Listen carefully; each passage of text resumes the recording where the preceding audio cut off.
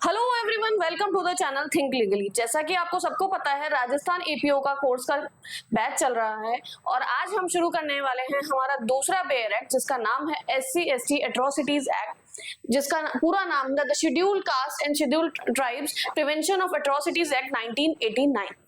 ये एक हमारे एक्चुअली में बात ये है कि ये जो एक्ट है वो हमारे समाज का वो आईना दिखाता है जिसको आप कभी देखना नहीं चाहते हैं या देखते हैं तो इसको इग्नोर कर देते हैं। ये एक्ट इसलिए पढ़ना जरूरी है।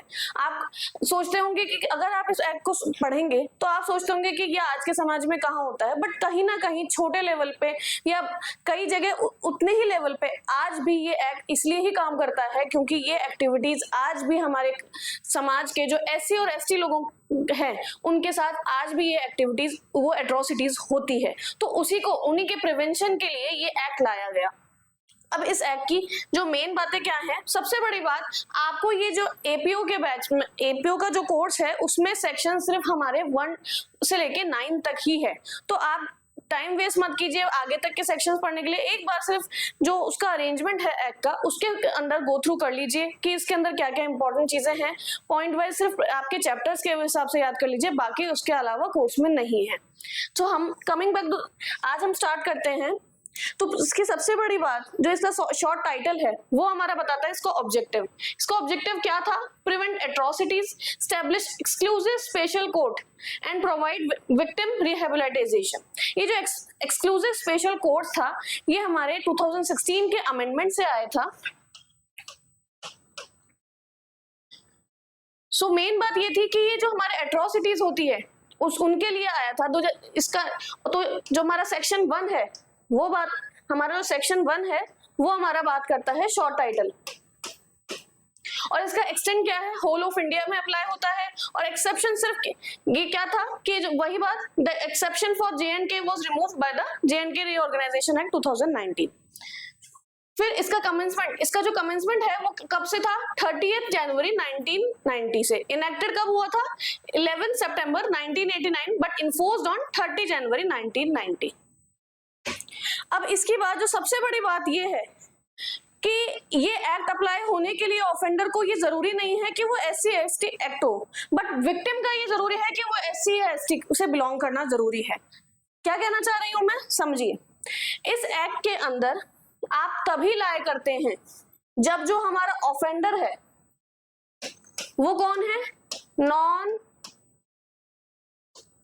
SC/ST, okay.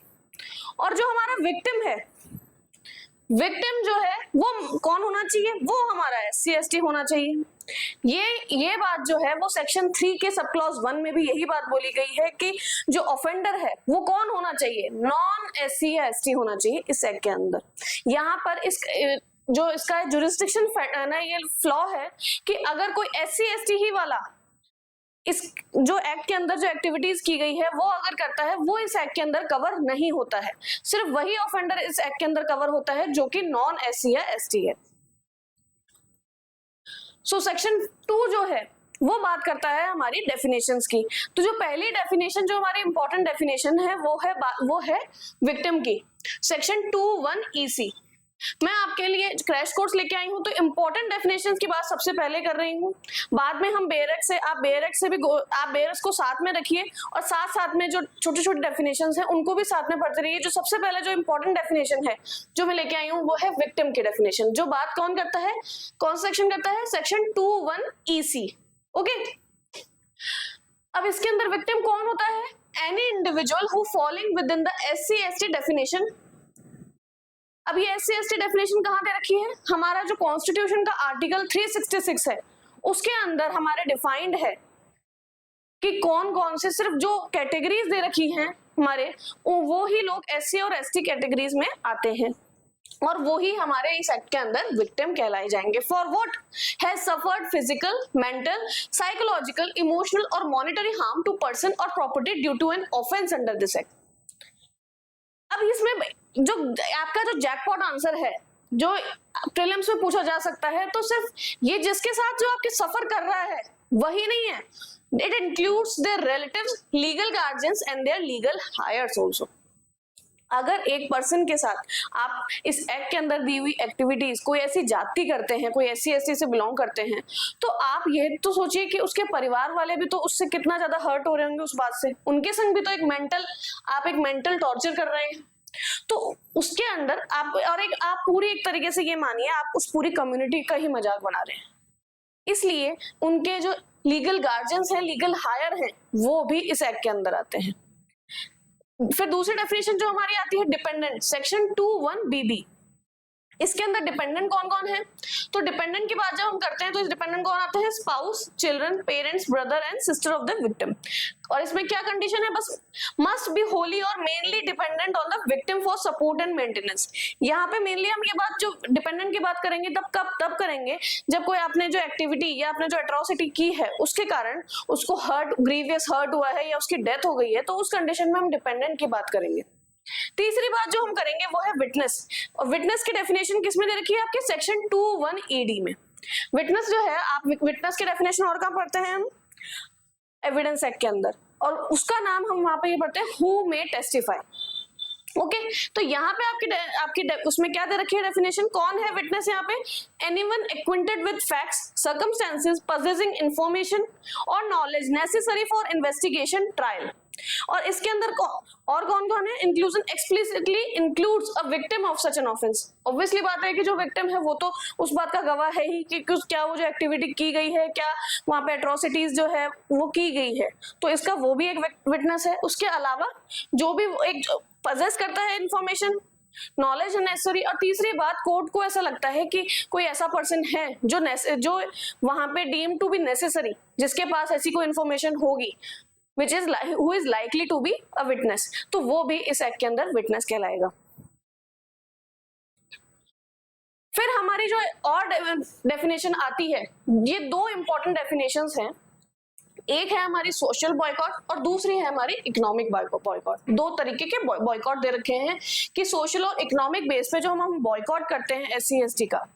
अब सबसे बड़ी बात क्या है, इस एक्ट को हम पढ़ तो रहे हैं आप, बट गौर से देखिए कि ये एक्ट सिर्फ हमारे एग्जाम से रिलेटेड नहीं है, या हमारा क्या चरित्र है, हम जो इसमें क्या एक्टिविटीज हम करते हैं। कहीं ना कहीं आप देखिए कि आप सोचते होंगे कि ये एक्टिविटीज कहाँ होती है आजकल, बट आप गौर से देखो कि आप कहीं ना कहीं छोटे छोटे लेवल पे आपके घर पे कभी कोई काम चल रहा है या कोई वर्कर आता है, कभी आपने देखा है कि कोई ऐसे कर रहे हैं कि आपके घर पे कोई पर्सन है, वो ऐसे कह रहे हैं कि इनके लिए एक सेपरेट ग्लास, या इनको हमारे जिस ग्लास में हम पानी पीते हैं या चाय पीते हैं उससे पानी मत पिलाइए या चाय मत पिलाइए, क्योंकि ना हमारी कास्ट का नहीं है। ये क्या है?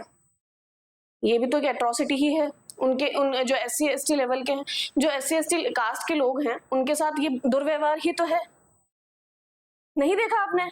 आप गौर करेंगे तो आप ये हमारे अभी भी ये चीजें होती है। सोशली बॉयकॉट जो है ये इसी तरह का बॉयकॉट है।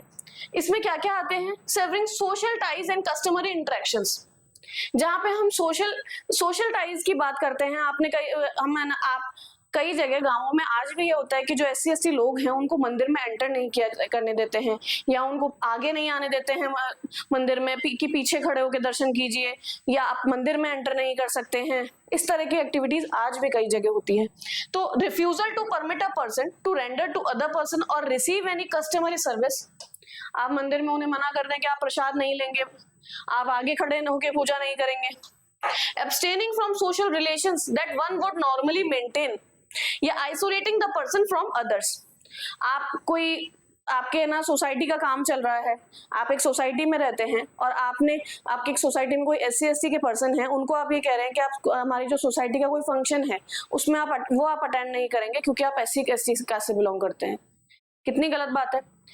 तो वही हमारी जो है वो बात करते हैं हमारे सोशल बॉयकॉट की। कोई फेस्टिवल ऑर्गेनाइज कर रहे हैं और वो बोले हम उनको इनवाइट नहीं करेंगे, आपके घर पे आपने कोई गैदरिंग रखी है, बट आप उनको इस तरीके से इसलिए इग्नोर कर रहे हैं क्योंकि वो SC ST कास्ट से बिलोंग करते हैं। तो ये हमारे आते हैं सोशल बॉयकॉट में। दूसरी बात क्या है? Economic boycott. इकोनॉमिक बॉयकॉट वो है जहां पे हम प्रोफेशनल या बिजनेस के बेस पे उनको बॉयकॉट कर देते हैं। Savouring financial, professional and business ties. इसमें क्या बोली गई थी? डायरेक्ट में इसमें बात क्या की गई है? Refusal to deal with work for hire और डू बिजनेस। कोई वर्कर है आपके घर पे, फॉर एग्जाम्पल आपके घर पे RO है, कोई आपने है ना सर्विसमैन को बुलाया उसकी सर्विस करने के लिए, बट आपको जब पता चला कि वो SC ST से बिलोंग करते हैं, आपने उनको मना कर दिया क्योंकि वो SC ST से बिलोंग करते हैं, इसलिए वो आपके पानी के हाथ नहीं लगा सकते हैं कि हम उनके हाथ लगे हुए से पानी पिएंगे। ये एक तरीके का आप उनको रिफ्यूज कर रहे हैं, उनको बिजनेस से उनकी सर्विस को डील करने से रिफ्यूज कर रहे हैं। ये क्या है आपका? ये आपका है economic boycott. Denying opportunities including access to services और कॉन्ट्रैक्ट्स। सेम उसी तरीके से जब आप कोई कॉन्ट्रैक्ट आप है ना कहीं पे डील कर रहे हैं, आप इस तरीके से वहां पे आप उनके संग बिजनेस डील इसलिए नहीं कर रहे हैं क्योंकि वो SC ST से डील करते हैं, बिलोंग करते हैं। फिर तीसरी बात जो आती है, refusing to do things on standard business terms. जो स्टैंडर्ड टर्म्स हैं, आपकी एक किराने की दुकान है, आप ये बोलते हैं कि जो मैं राशन है, जो है ना आप जो है राशन की दुकान है या किराने की दुकान है, आप इसलिए उनको राशन नहीं दे रहे हैं क्योंकि आप उनको इसलिए सर्विस रेंडर नहीं कर रहे हैं क्योंकि वो SC ST से बिलोंग करते हैं, कि वो एक बार पहले सब जनरल कास्ट हो जाएंगे, तुम शाम को आना, अभी नहीं आओगे। तो ये जो आप इस तरह की एक्टिविटी करते हैं वो आपके किसके अंदर आती है? Economic boycott. और चौथी बात क्या है? एब्सटेनिंग फ्रॉम प्रोफेशनल और बिजनेस रिलेशंस। वही बात, आप उनसे बिजनेस रिलेशंस मेंटेन करना नहीं चाहते हैं। अब जो हमारे ये और बाकी जो छोटी छोटी डेफिनेशंस हैं सेक्शन 2 की, आप उनको पॉइंट रहना छोटी छोटी हैं, उनको पढ़ लीजिए, आपको कुछ इंपॉर्टेंट लगती है। जैसे फॉर एग्जांपल एक डेफिनेशन है कोड। कोड में ये बोल रखा है कि जो CRPC कोड है उसकी बात कर रहे हैं, तो आप ये एक बार उनको रीड आउट जरूर कीजिए। अभी हम सिर्फ इंपॉर्टेंट डेफिनेशंस पढ़ रहे हैं, बट आप एक बार उनको रीड आउट जरूर कीजिए, क्योंकि अचानक से आपके प्रीलिम्स में ये पूछ लिया जाए कि कोड क्या बिलोंग करते हैं, और आपने क्योंकि सिर्फ ये 4 डेफिनेशंस पढ़ ली थी और आप बोलते हैं कि आप उसमें कोड का आपको मतलब ही नहीं पता कि आप वहां पे क्या करते हैं। फिर तो तीसरी बात जो है वो सेक्शन 3 जो बात करता है वो है एनाटॉमी ऑफ एट्रोसिटीज। तो ये जो आपके संग सेक्शन 3(1) है, बहुत लंबी चौड़ी इसमें लिस्ट दे रखी है, ZC तक लिस्ट दे रखी है। इनको आप याद तो शायद ही कर पाए, कर लें तो वेल एंड गुड। कहीं भी अगर मान लो मेंस का ऐसा क्वेश्चन बन जाता है, आपको सारी एट्रोसिटीज याद कर पाए तो बहुत अच्छी बात है। बट मेनली मैंने आपको याद रखने के लिए एक कोशिश की है कि मैंने उन सारी एट्रोसिटीज को 4 पार्ट में डिवाइड किया है। तो पहली बात क्या है, जहां पर डिग्निटी और हेल्थ की बात की जा रही है। दूसरी बात क्या है, प्रॉपर्टी और इकोनॉमिक्स रिलेटेड चीजों की बात की जा रही है। डेमोक्रेटिक एंड लीगल राइट्स से रिलेटेड बात की जा रही है। ये चौथी क्या है, प्रोटेक्शन ऑफ वुमेन। तो मेनली जो इसमें बात की गई थी, इसमें ये जो हम थोड़ा बहुत आपको मीनिंग से समझ में आ रहा होगा, डिग्निटी एंड हेल्थ में यहाँ पे ह्यूमिलिएशन, इस तरह की जो एक्टिविटीज। अब हम सेक्शन वाइज इन क्वाड्रेंट्स को पढ़ेंगे कि मैंने इन एट्रोसिटीज को जो 4 पार्ट में डिवाइड किया है, इन सेक्शन वाइज ही हम पढ़ेंगे। आप इसको बेरक के साथ साथ पढ़ते जाइए। अगर आपको इस तरीके से याद हो रहा है तो आपका हो सकता है कि आप मेंस का कोई आंसर फॉर्म कर रहे हैं, उसमें भी आपके लिए हेल्पफुल रहे। तो इसलिए एक एक हम सेक्शन वाइज ना पढ़ के हम इस तरीके से क्वाड्रेंट वाइज पढ़ रहे हैं। तो पहला क्वाड्रेंट जो हम पढ़ रहे हैं, offences against human dignity and health, section 1। तो इसमें क्लॉज 1 जो बात करता है फोर्स्ड कंजम्पशन। आप इसमें ये देखिए कि ये जो एक्टिविटीज हैं, आपको पढ़ते हुए आपको ऐसा लगेगा कि ये कहाँ एक्टिविटीज ये होती है, ये SC ST अब भी अप्लाई होता है क्या? But you will be shock to know कि ये एक्टिविटीज अब भी होती है कई जगह। तो पहला जो हमारा क्लॉज A है वो क्या बात करता है, putting इनएडिबल obnoxious substance into the mouth और फोर्सिंग देम टू ड्रिंक और ईट इट। ऐसी कोई गंदी चीज है, कोई कचरा है, इस तरीके के आप SC ST के जो लोग बिलोंग करते हो, किसी को पर्सन को आप जबरदस्ती उसके मुंह में डाल रहे हो, उसको खाने के लिए मजबूर कर रहे हो।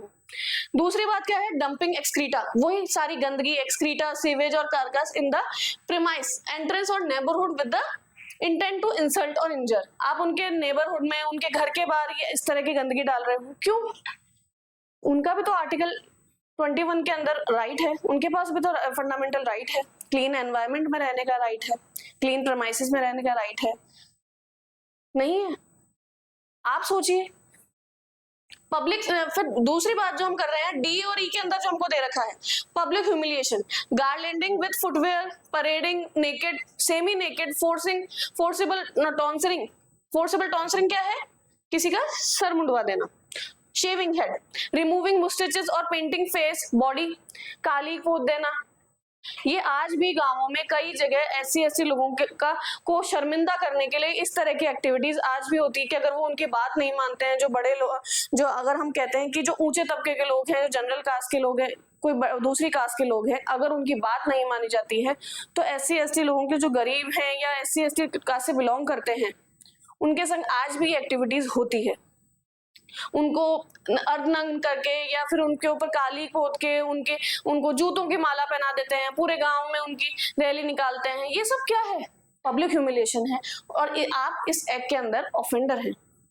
फिर मैनुअल स्कैवेंजिंग, I और J, उनको कंपेल करना, कंपेलिंग डिस्पोजल ऑफ और ह्यूमन और एनिमल कार्केसेस, डिगिंग ग्रेव्स और एम्प्लॉइंग फॉर मैनुअल स्कैवेंजिंग। भाई हम हमारे पुराने टाइम में हम समझते हैं कि जो हमारा समाज था वो हमारे अलग अलग वर्णों में डिवाइड था।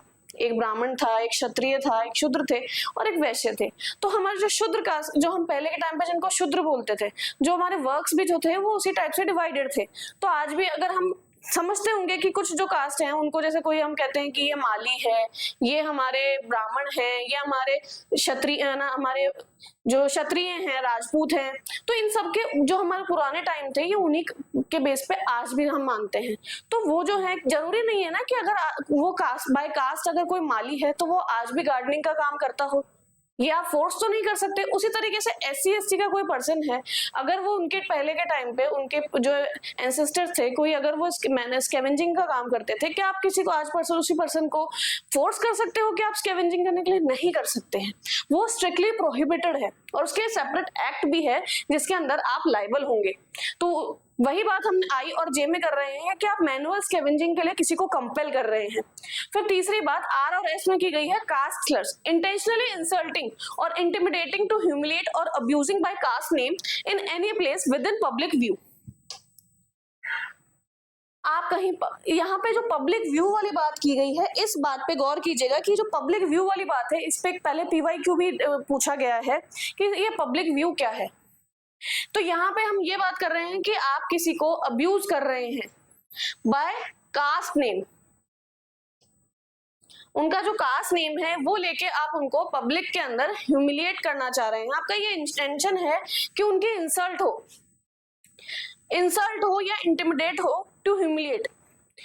तो पब्लिक व्यू में ये बात हो रही है कि इट्स जस्ट सिमिलर, जो हम डेफिनेशन में पढ़ते हैं कॉन्ट्रैक्ट एक्ट के अंदर डेफेमेशन की।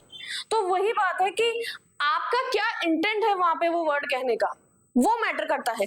पब्लिक व्यू के अंदर वो जो कास्ट नेम लेने से इंसल्ट हो रही है उस पर्सन की, तो आप इस एक्ट के अंदर लाइबल। आप ये नहीं बोल सकते हैं कि नहीं मैं, है ना, मैंने तो इसलिए नहीं कहा। अगर इंसल्ट हो रही है, मेरा ये इंटेंशन नहीं था, या मैंने तो सिर्फ रैंडमली कह दिया था, कोई लोग वहां पे जो ना इंसल्ट होनी चाहिए वो मैटर करता है। जिस तरीके से डेफेमेशन में होता है कि आपने एक सिंपल बात बोली है, अगर वो एक नॉर्मल बात है कि अगर आप वैसे सुनेंगे कि तो है ना कि उसने चोरी की है, लेकिन अगर उस पर किसी बात ने कि जो राम है उसने चोरी की है, अगर उसने नॉर्मली ये बोला है तो उस बात से मैटर नहीं करता। लेकिन अगर उसके सेंटेंस से चार लोग ये समझते हैं कि राम कितना गंदा आदमी है, राम चोरी करता है, चाहे वो उसने वो मजाक में बोली हो, लेकिन अगर लोगों के सामने उसकी इंसल्ट होती है या लोग उसको डेफेमेशन में मान लेते हैं, उस बात को सच मान लेते हैं, तो वो डेफेमेशन में आता है। उसी तरीके से यहाँ पे पब्लिक व्यू के अंदर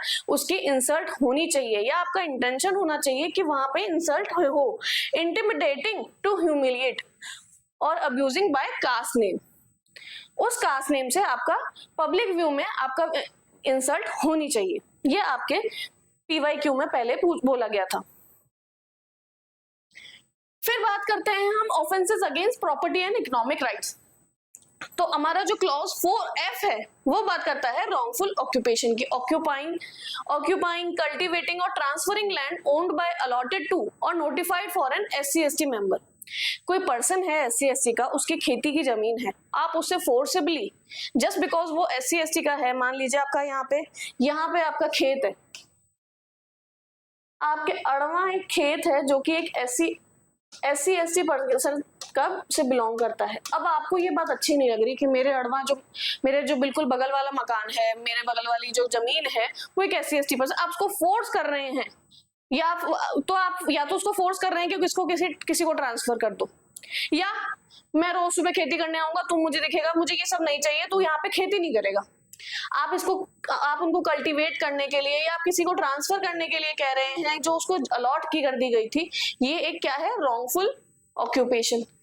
और it also includes fabricating records, और आप इसके लिए रिकॉर्ड्स भी फैब्रिकेट कर रहे हैं, आप उनसे ना जबरदस्ती पेपर्स पे साइन करवा रहे हैं, या आपने जाली कागजात बना दिए कि उसने मुझे ये जमीन दे दी है। इस तरह की जो एक्टिविटीज है वो इस सेक्शन के अंदर आती है। फिर जी जो बात करता है वो डिस्पोजेशन, रॉन्गफुली डिस्पोजेसिंग फ्रॉम लैंड। जो मैंने अभी आपको बात समझाई, आप उनसे जबरदस्ती उनका पोजेशन छीन रहे हैं फ्रॉम लैंड प्रमाइसेस, और interfering with forest rights, water और इरिगेशन फैसिलिटीज। जो हमारे झारखंड है, कुछ जो हमारे फॉरेस्ट एरियाज हैं, छत्तीसगढ़ है, वहां पे जो SC/ST के जो लोग हैं, काफी लोग आज भी फॉरेस्ट में रहते हैं, हमारी आज भी उनकी कुछ कम्युनिटीज। तो आप उनको फोर्स कर रहे हैं कि आप उनके जो फॉरेस्ट राइट्स हैं, आप उनको उनसे पोजेशन छीन रहे हैं उन राइट्स का। तो अगर आपने ऐसी कोई एक्टिविटी करते हैं तो आप जो जी के हैं उसके अंडर आते हैं। फिर क्या है, forced labour, compelling to do begar, involuntary work without pay, और bonded labour, excluding compulsory government public service. Public service की जो कंपल्सरी गवर्नमेंट की पब्लिक सर्विस है उसकी बात नहीं कर रहे हैं, उसके अलावा अगर आप इनवॉलंटरी वर्क उनसे करवा रहे हैं विदाउट पे। बॉन्डेड लेबर जो है, वो आपको पता है, बॉन्डेड लेबर जो है वो बैंड है हमारे इंडिया में। आप जस्ट बिकॉज उनसे फोर्स लेबर करवा रहे हैं क्योंकि वो SC/ST कास्ट के हैं। फिर एविक्शन, उनको फोर्स कर रहे हैं एविक्ट होने के लिए, और causing an SC/ST member to leave their house, village और रेजिडेंस। कई मूवीज का ये सीन आपने जरूर देखा होगा कि ना गांव में जो SC/ST का लोग है, उसको गांव की जो जुरिस्डिक्शन है, जो उसकी बाउंड्री है, उससे बाहर घर बनाने को कहते हैं कि हमको आप गांव में दिखने नहीं चाहिए, तो वो घर गांव के बाहर जाके रहें। तो ये जो आप इस तरह की एक्टिविटी करते हैं, जो अत्याचार करते हैं, वो इस एक्ट के अंदर क्लॉज Z जो है उसके अंदर आता है। फिर फाउलिंग वाटर, उनको कंपेल करते हैं, या फिर वो जो पानी वो पीते हैं उसको गंदा कर दिया आपने, या उनको कंपेल करते हैं कि आप गंदा पानी ही पियो। Corrupting springs, reservoirs ordinarily used by SC/ST members to render it less fit for purpose. फिर बॉयकॉट, जिसके हमने 2 पार्ट पढ़े अभी, सोशल बॉयकॉट और इकोनॉमिक बॉयकॉट। तो ZC जो बात करता है, इम्पोजिंग और threatening to impose a social और economic boycott on an individual, family और ग्रुप। आप उनको थ्रेटन कर रहे हैं या इम्पोज कर रहे हैं उनपे किसी तरह का बॉयकॉट, या आप उनको थ्रेटन कर रहे हैं कि आप मेरी कंडीशंस मानिए, अदरवाइज आपको सोशली या इकोनॉमिकली बॉयकॉट कर दिया जाएगा। फिर जो हमारा तीसरा जो हमारा फेज आता है, वो हम बात करते हैं डेमोक्रेटिक और लीगल राइट्स की बाद में। तो जो L और M जो है क्लॉज है, वो बात करता है एक इलेक्टोरल इंटरफेरेंस। सेम उसी तरीके से आप उनको फोर्स कर रहे हैं, इंटिमिडेट कर रहे हैं नॉट टू वोट। आप सभी को पता है कि हमारा फंडामेंटल राइट है वोट करने का। अब आप किसी SC/ST मेंबर को नॉट टू वोट के लिए फोर्स कर रहे हैं, और to vote against their will, preventing them from filing or proposing nominations। आप किसी SC/ST मेंबर को फोर्स कर रहे हैं कि आप इलेक्शन में खड़े नहीं हो सकते हैं, उनका नॉमिनेशन फाइल नहीं कर सकते हैं। Obstructing an SC/ST पंचायत और municipality member from performing their normal duties।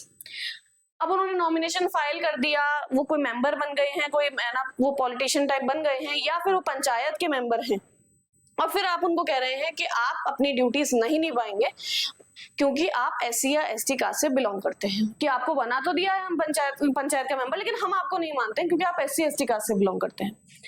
फिर legal harassment, instituting a false, malicious और वेक्सेशियस सिविल सूट्स और क्रिमिनल प्रोसीडिंग। उनके नाम पर आप झूठा केस फाइल कर देते हैं, झूठा दावा फाइल कर देते हैं कि इसने मेरी बेटी को छेड़ा था, या इसने मेरे घर पे चोरी करी थी। किसी भी तरीके से आप उनपे फॉल्स या मलेशियस क्रिमिनल प्रोसीडिंग फाइल कर देते हैं, या कोई सिविल सूट फाइल कर देते हैं, इसने चोरी करी है मेरे घर में आकर। Giving false, frivolous information to a public servant to cause them to use lawful power to annoy, injure an SC/ST member। आपने कोई पुलिस को, कोई भी आपने पब्लिक सर्वेंट को उनकी गलत इंफॉर्मेशन दे दी है, क्या करने के लिए? To cause them to use lawful power to annoy या इंजर, ताकि वो अपनी लॉफुल पावर को यूज करें टू अनॉय या इंजर सच SC/ST मेंबर। और तीसरी बात क्या है यहाँ पे, तीसरी यहाँ पे एट्रोसिटीज की क्या बात कर रहे हैं हम, वाई और जेड ए में बात करता है पब्लिक एक्सेस की, denying customary right of passage to a public resort. कोई रास्ता है जहाँ पे से लोग, सब तरह के लोग जाना गुजरते हैं और आपने मना कर दिया कि नहीं, SC ST वाला आदमी जो है वो नहीं गुजरेगा। या obstructing access to common property, burial grounds, educational institution, आप किसी को स्कूल में पढ़ने के लिए मना कर रहे हैं या फिर कोई जहाँ पे आपके जो बरियल ग्राउंड्स हैं जहाँ पे दफनाया जाता है मृत्यु के बाद, वहां पे आप, या फिर जलाया जाता है, वहां पे आप मना कर देते हैं कि यहाँ पे ना SC ST मेंबर को नहीं जलाया जाएगा या यहाँ पे उनको नहीं दफनाया जाएगा। हॉस्पिटल और प्लेस ऑफ वर्शिप, तो ये सभी आपके इसमें आते हैं डेमोक्रेटिक एंड लीगल राइट्स के अंदर। और चौथी बात जो आती है, aggravated form of IPC offences here carry stricter caste based penalty compare to standard 354 और 376। यहाँ पे हम बात कर रहे हैं सेक्सुअल असॉल्ट में आप ऐसी लेडी की बिलोंगिंग टू SC ST, भाई आपको पता है कि सेक्सुअल असॉल्ट, हरासमेंट, रेप, इस तरह के जो चार्जेस हैं वो हमारे IPC में भी हम डील करते हैं, लेकिन अगर वो लेडी SC या ST कास्ट की है और सिर्फ उसके साथ वो इसलिए किया गया वो एक्टिविटी, वो घिनौना दुष्कर्म जो है वो इसलिए किया गया क्योंकि वो SC ST कास्ट की थी, तो वो फिर इस एक्ट के अंदर कवर की जाती है। और तो उसके लिए क्लॉज W दिया गया है, K दिया गया है और ZB दिया गया है। तो सेक्सुअल असॉल्ट और हरासमेंट की बात की जाती है, physical intentionally touching an SC ST women knowing her identity of a sexual nature without consent. और दूसरी बात क्या है, वर्बल या विजुअल यूजिंग वर्ड्स, एक्शन और gestures of a sexual nature towards her. यहाँ पे lack of physical resistance does not constitute consent, a women's sexual history with the offender can not be used to mitigate the offence. ये वही बात है जिस तरह की हम सेक्सुअल असॉल्ट या हरासमेंट या रेप के चार्जेस के टाइम पे भी बात करते हैं कि कंसेंट जो है, अगर कंसेंट की बात करते हैं, जेस्चर्स की बात करते हैं, सेक्सुअल हिस्ट्री की बात करते हैं, कि ये चीजें इस टाइम पे मैटर नहीं करती हैं। फिर इंस्टीट्यूशनल एक्सप्लॉयटेशन, क्लॉज के बात करता है कि परफॉर्मिंग, प्रमोटिंग और permitting the dedication of an SC ST women as a devadasi to a deity temple और अ सिमिलर प्रैक्टिस। ये देवदासी की प्रैक्टिस जो है, कुछ एरियाज में एक देवदासी की प्रैक्टिस थी। उसमें होता क्या था कि एक लेडी होती थी, उसको भगवान को ऐसे कहते थे कि भगवान को अर्पण कर दी गई है, भगवान की वाइफ है, भगवान की लेडी है, उसको देवदासी टर्म यूज किया जाता था। और तो अगर आप किसी को फोर्स कर रहे हैं SC ST विमेन को कि वो देवदासी बन जाए किसी टेम्पल या उनकी तो सिमिलर प्रैक्टिस के लिए। फिर विचक्राफ्ट एलिगेशन, गांवों में इस तरह की एक्टिविटी भी होती थी कि जो SC ST उनको ऐसे बोलते थे ये चुड़ैल है, इसमें किसी तरह का साया आता है। इस तरह की एक्टिविटीज में लोगों के साथ, जो लेडीज थी उनके साथ, कॉजिंग फिजिकल हार्म और mental agony on the allegation of a practising witchcraft और बीइंग अ विच।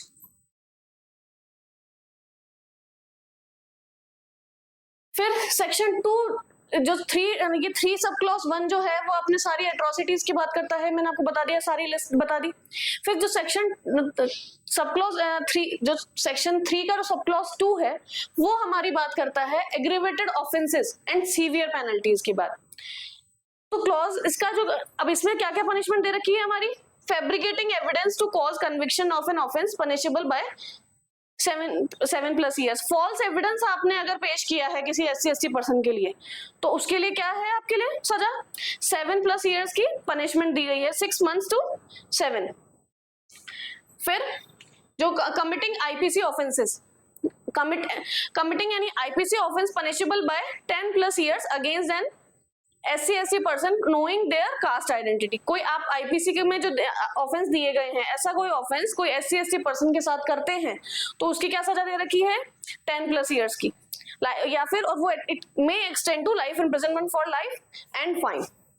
तीसरी बात जो है, mischief by fire, mischief by fire और explosive destroying a person of worship, dwelling और प्रॉपर्टी कस्टडी। तो ऐसी कंडीशन में हमारी क्या पनिशमेंट दे रखी है, imprisonment for life and fine. और चौथी बात जो हमारी फिर बात की गई है, आप देख रहे हैं कि सीवियरिटी की बात की जा रही है, यहाँ पे सिर्फ एग्रेवेटेड ऑफेंसेस की बात की जा रही है। तो जो लास्ट हमारे जो मोस्ट सीवियर हम ऑफेंस मानते हैं वो क्या है, यहाँ पे फॉल्स एविडेंस, इसमें कैपिटल ऑफेंस, यहाँ पे कि आपके उस फॉल्स एविडेंस के कारण जो SC/ST का पर्सन था उसकी मौत हो गई है, उसको ना कैपिटल पनिशमेंट दे दी गई थी, उसको फांसी दे दी गई थी, fabricating of evidence to cause conviction for a capital offence. तो उसकी क्या पनिशमेंट है? आपको लाइफ इम्प्रिजनमेंट की पनिशमेंट है। If an innocent SC/ST member is executed due to this, the offender shall be punished with death.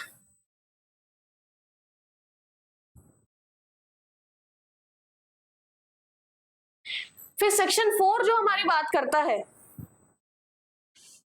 अब section 3 तक हमने आज पढ़ लिया है, सेक्शन 4 से 9 अब हम कल की क्लास में पढ़ेंगे। इस एक्ट के अंदर आपको कुछ भी कोई प्रॉब्लम है आप कमेंट सेक्शन में बता सकते हैं, और अगर वीडियो पसंद आया तो लाइक कीजिए, शेयर कीजिए, और इसी तरीके से APO के बैच के संग बने रहिए। चैनल पसंद आए तो सब्सक्राइब कीजिए। Stay tuned with think legally.